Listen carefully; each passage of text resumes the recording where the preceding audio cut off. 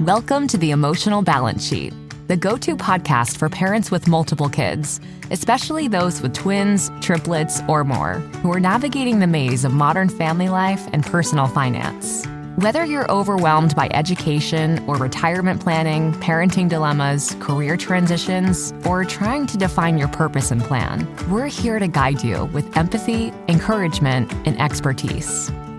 Hosted by Paul Fenner, founder of Tama Capital, a certified financial planner and parent to 4 kids, including a set of triplets. Our podcast is your ally in the quest for financial peace of mind, proving that money matters, but family comes first. Subscribe now and join our community of empowered parents at tamacapital.com.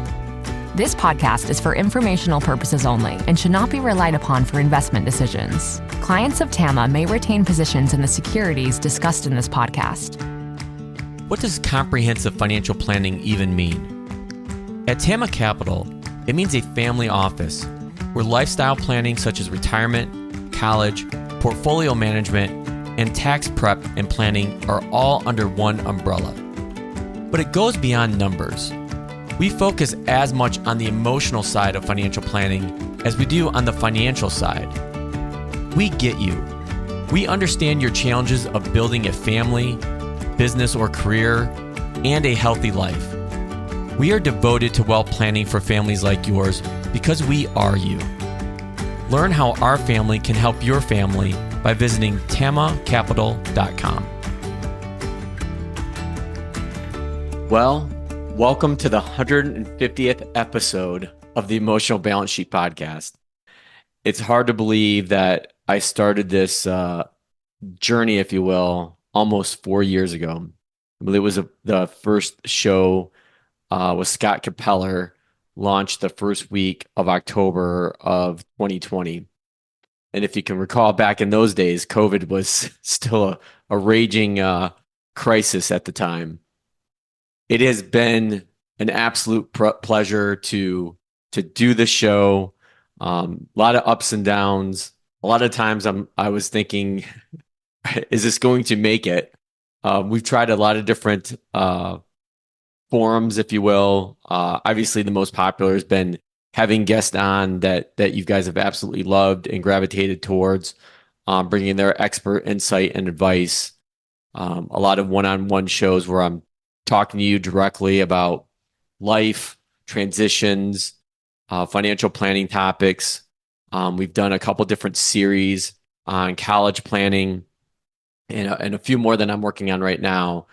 So we've tried to mix it up a little bit and really try to listen to you, the audience. And that's what's really kept me going for nearly 4 years now and reaching this milestone of 150 episodes is the feedback that I get from all of you. I was just I actually had 3 graduation parties this past weekend, and the talk was often about the podcast and the topics we talk about. And so what I wanted to do as part of this special 150th episode is just to highlight some of the more meaningful conversations I've had with people, and not to discredit any of my guests I've had on. They've all been great. But there's a handful that have been pretty special to me. These are some people I know and become friends with. And that's the really cool thing about this show is me reaching out to complete strangers and forming relationships that, now I consider to be friendships. So without further ado, I'd lead off with the first one, Brian Portnoy, and our talk about funded contentment and this idea of being okay. Am I going to be okay? And Brian wrote the book, The Geometry of Wealth. He has become a dear friend of mine over the last 3 or 4 years that I've gotten to know Brian, both on a personal and professional basis. But one of the things that stuck out in my conversation with Brian was that no matter the lifestyle, accent, politics, or favorite sports team, everyone I meet wants to take care of their families, remain or get healthy, be generous to others, enjoy their hobbies, and excel at work. I think that's what's the centerpiece of Brian's thought or thesis on funded contentment. And it comes down to the biggest question of all, am I going to be okay? And so a lot of that question doesn't necessarily revolve around money to some degree. And it doesn't matter if you're ultra wealthy or just getting by. So in the show notes, there's going to be all the links to these former episodes. So I really encourage you to check those out. Kind of following up with that is Dr. Joy Leary. Joy, I actually got introduced to through Brian, and Joy is a licensed psychologist and also co-founder of Shaping Wealth, an organization that I am a part of that focuses on human-centric financial planning. And I'll have a whole episode on that.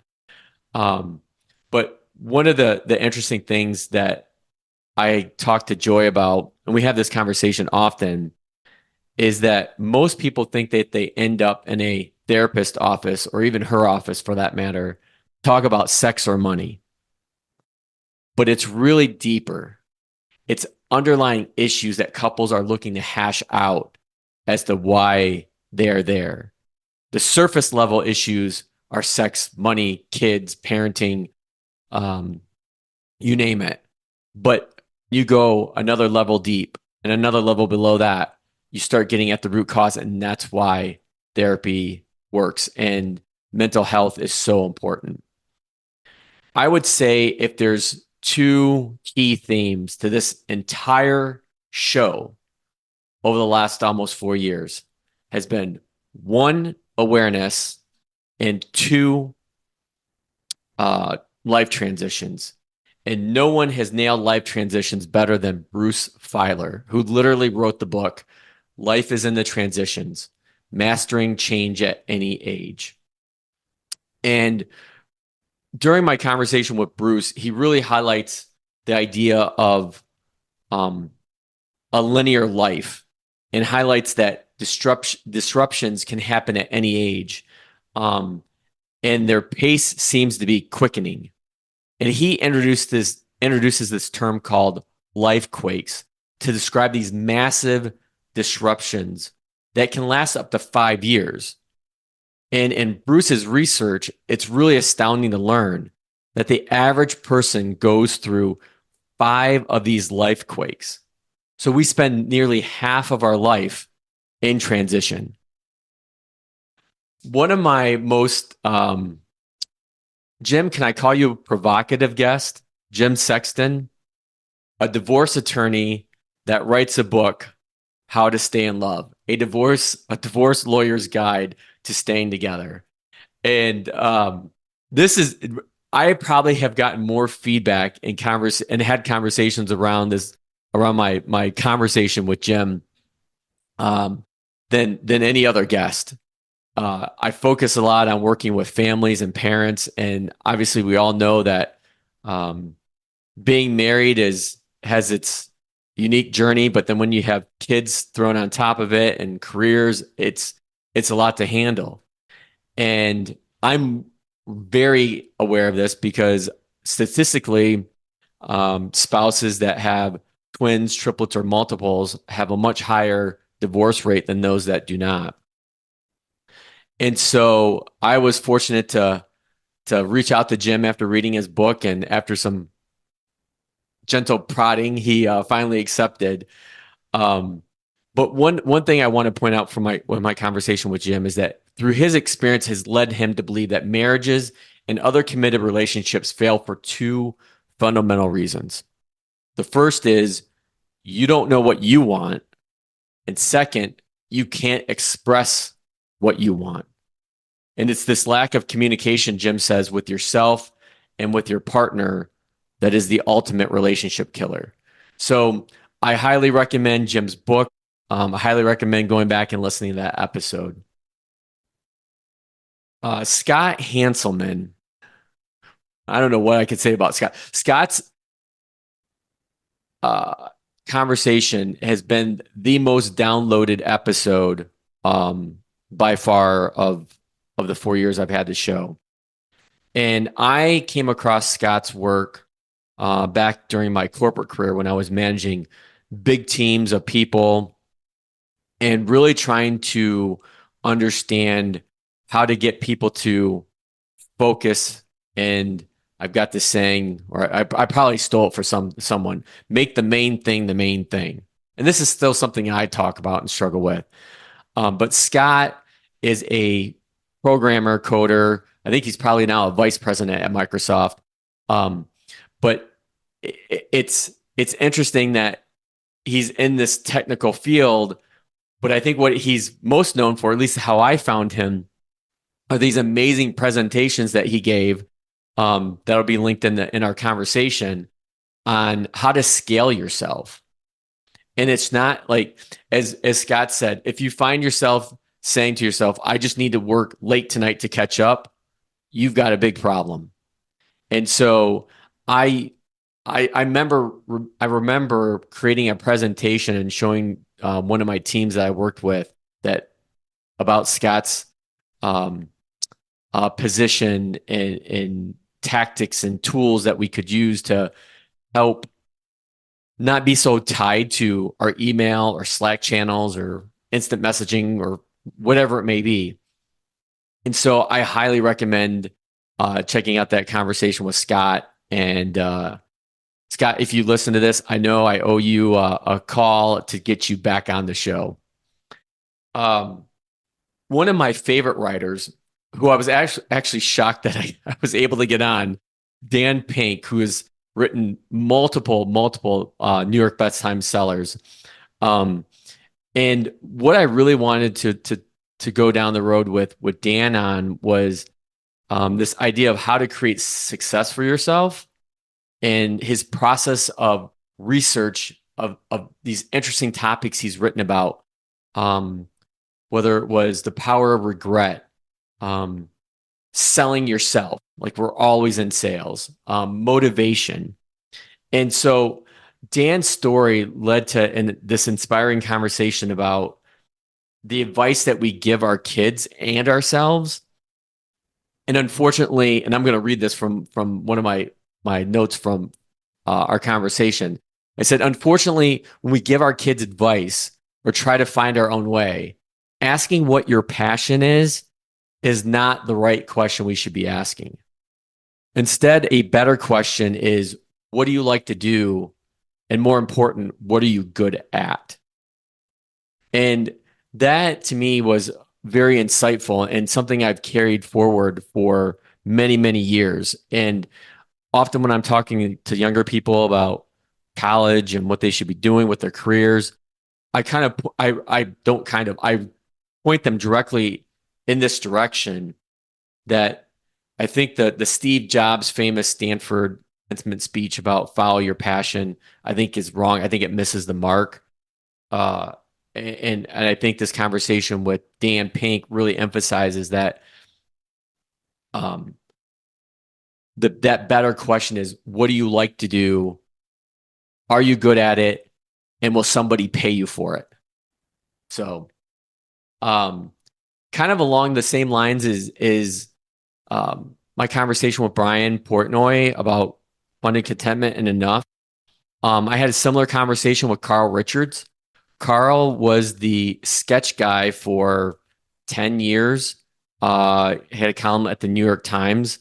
And it's amazing how Carl can take a complicated idea, whether it's about money or life. Carl's got I think 4 kids as well, all different ages, actually kind of older now.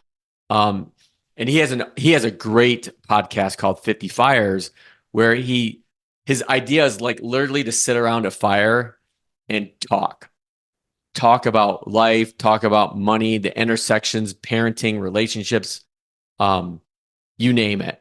And so we talk about this idea of enough.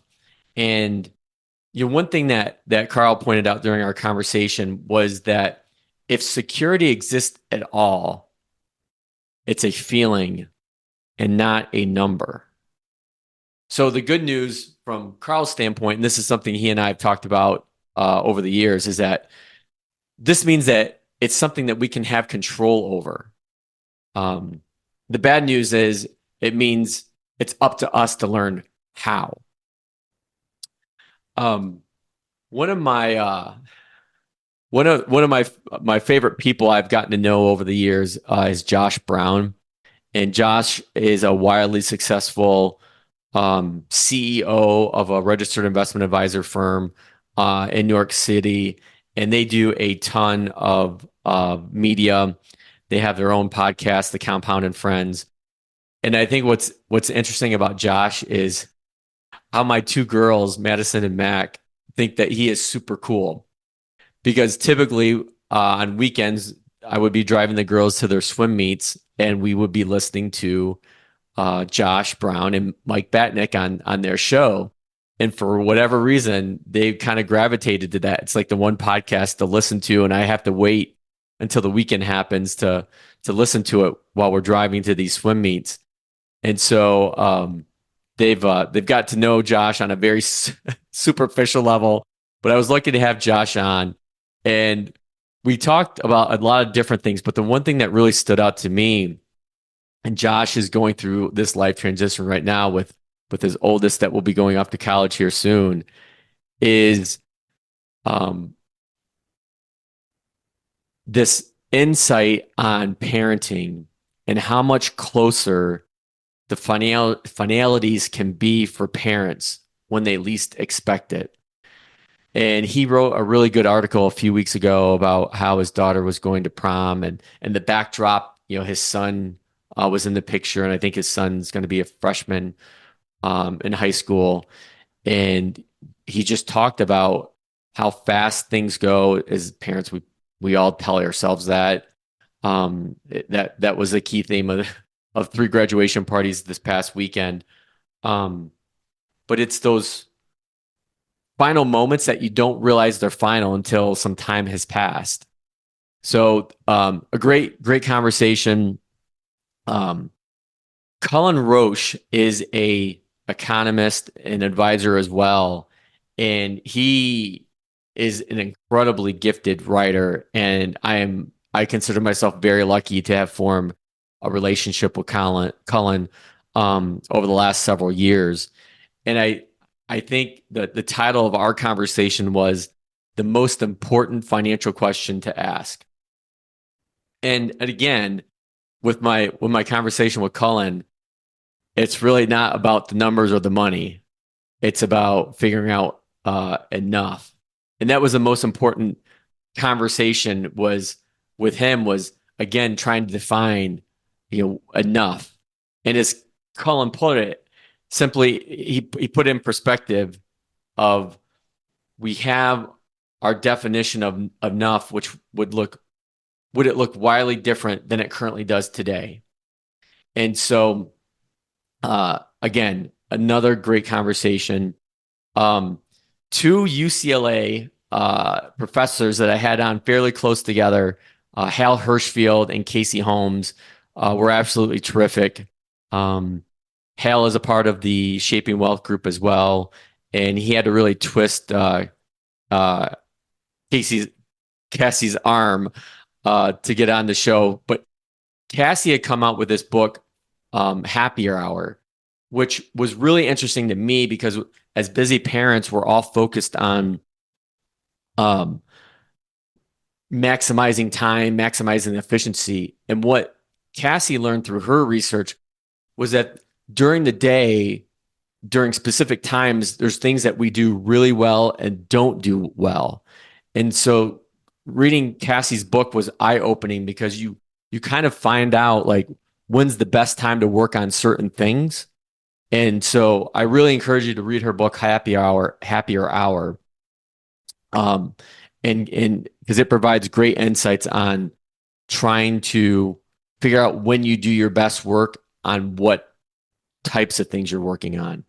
And Hal's focus, great book as well, Your Future Self, How to Make Tomorrow Better Than Today. And I'll just read this quote from Hal because he puts it marvelously. If we start thinking about investments of time rather than expenditures, maybe we'll start focusing on allocating time towards the things that are more closely linked to our longer term well-being. And one aspect of our conversation that really came out with Hal was this, we both kind of agreed to hate the idea of this term of life or work-life balance. And we got on this topic of harmony. And that's the word I use probably more often than not, is harmony between relationships, between kids, between work, because there's going to be times when your family needs you more than work, and there's going to be times when your work needs you more than family. And so it's never a 50-50. This idea of a teeter-totter, always in balance, it just doesn't exist. So how can you focus on work when you need to be at work? And how can you focus on your family when you need to be focused on your family? And speaking of which, Laura Vanderkam, who I've had on the show multiple times, is a really terrific writer, talks a lot about productivity, time management. And her most recent book, Tranquility by Tuesday, she lays out 9 ways for us to calm the chaos and make time for what really matters. It's really a great book that goes in conjunction with Cassie Holmes' book. And so one of my favorite rules, or these 9 items that Laura lays out, is 1 big adventure, 1 little adventure. And to me, it's a reminder that even in the little things of life, such as a date with your significant other or your spouse, or playing catch with your kids, can be an adventure and create really lasting lifetime moments. And I'll wrap up with one of I'll call him my most interesting guest, but it's really how we met. I had heard Neil Dutta on actually Josh Brown's podcast earlier this year, and it was one of the last nights on our Disney cruise.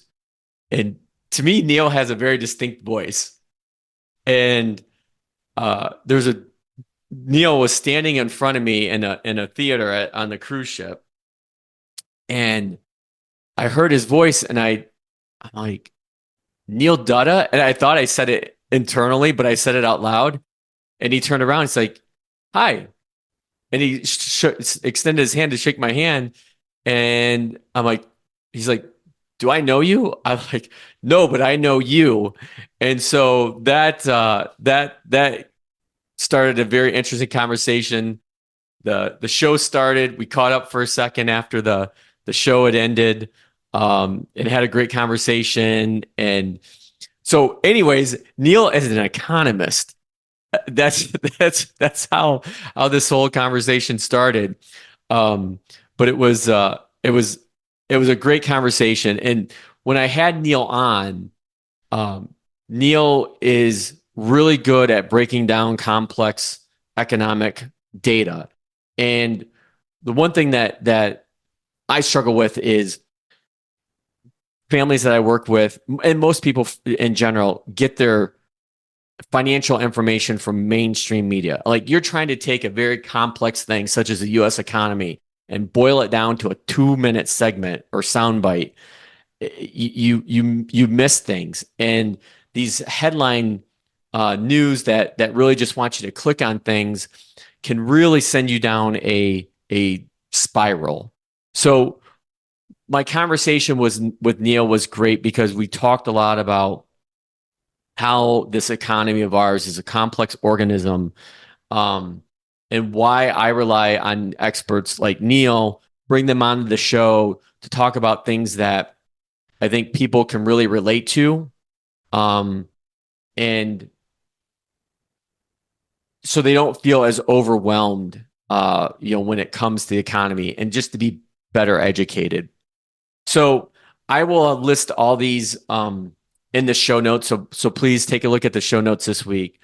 But I just kind of wanted to do this do this montage of some of my favorite conversations over the last 150 episodes, which have just been, like I've said, completely amazing. And I really owe it all to you, the listeners and viewers now. I'm not sure if you all know, but we have our YouTube channel up. So not only can you listen to the show, but you can watch it as well.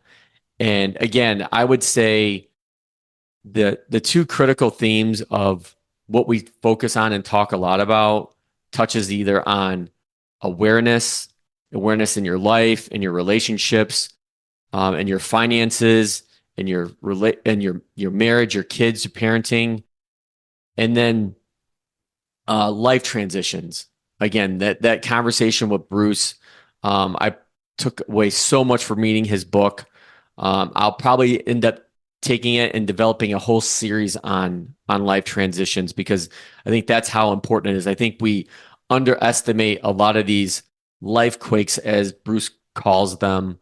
And I think that's a common misbelief of what a financial advisor does. I think there's a stereotype out there that, oh, that's just the person that manages my money, manages my portfolio, but it's really goes deeper than that. And I think people that know me, and that work, and the families that work with me at TAMA, really understand that. And sometimes it's hard to get that message across when people have this connotation of what they believe a financial advisor does, because our industry, is not great at letting people know that there's more out there. And just from my own perspective, this concept of family office that I talk about as well, where TAMA is very different, where financial planning, portfolio management, tax prep and planning are all under one umbrella. But as I talk to new families, that's just the tactical side of what I do.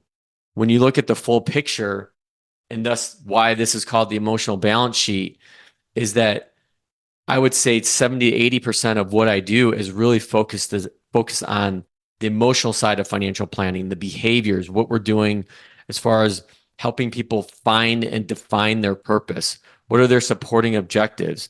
And then what are the action items that we're taking to fill those gaps, to help people achieve their objectives, which ultimately support their purpose. And again, I can't wait to put that series together here later this summer, and talking about your purpose and how to define that. Because when I've had these conversations with people initially, asking them, what are your goals? What are your objectives? People don't know. They've never really taken the time to think about it. And so just, shoving a white piece of paper or blank piece of paper at somebody and telling them to write that down doesn't necessarily work. And it's something that I've struggled, Teresa and I personally, with this. I've seen it with other families.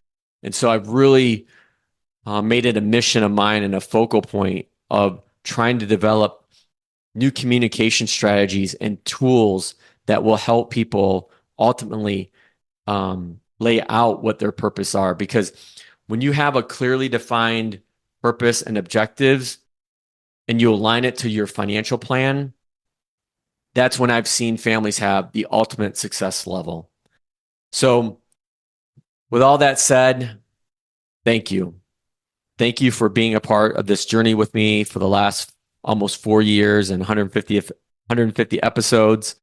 There's one guest I'm still trying to get on the show, which would be my wife, Teresa. Episode 50 is when I had the triplets plus one on. So maybe I'll convince her to have a conversation with me on the show at some point down the road. But thank you again for all of the support, the encouragement, and listening.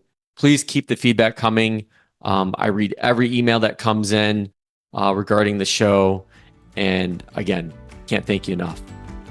If you've enjoyed this conversation, could you do me a favor? Do you know anyone else who would enjoy these types of conversations where we talk about the intersections of our emotional and financial lives? Because if you do, It's actually going to help both of us. Could you share this conversation with someone? They will think you're great because you just gave them this terrific podcast, and it helps me grow my audience. Or you can tell them to go to tamacapital.com. Thank you so much, and we'll see you next time.